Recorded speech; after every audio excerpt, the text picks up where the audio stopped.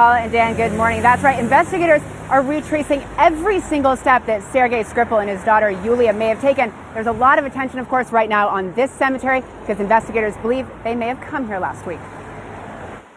Chemical weapons specialists and bomb disposal units out in Salisbury, scouring this quiet city for evidence. Military trained in chemical warfare also involved, 180 troops sent in.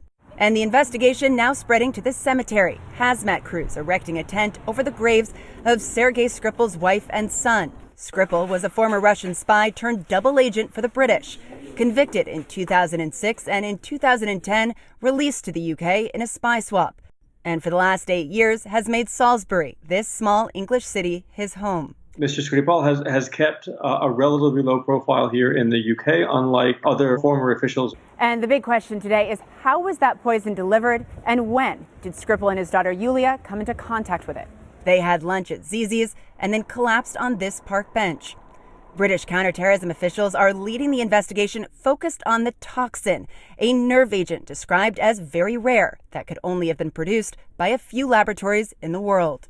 Is it scarier to think that the Kremlin might have been able to, or might have decided to order a nerve gas attack on British soil, right? Or is it scarier to think that somebody might have done this sort of on their own?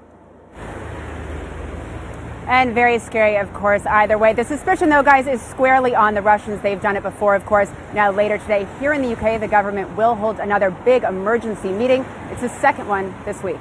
Dan, Paula? They have done it before. Thank you very much. We appreciate you reporting this morning.